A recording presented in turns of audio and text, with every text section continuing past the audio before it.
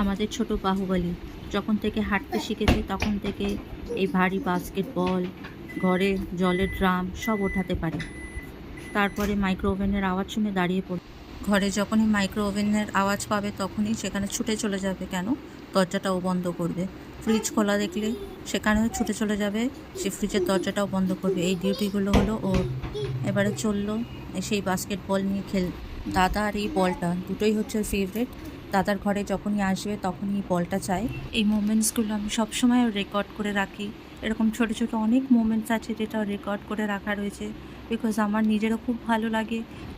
আমার অনেক রিলেটিভস আছে যারা এখনও ওকে সামনাসামনি দেখেনি, জাস্ট ওয়েট করছে কি যে ও যখন আসবে ওকে সামনাসামনি দেখবে। তাই জন্য এরকম অনেক মোমেন্টস আমি রেকর্ড করি। আমার নিজেরও ভালো লাগে, ইনফ্যাক্ট তারাও সবাই দেখতে পায়। আর এখানেই আমি ভিডিওটা এন্ড করব।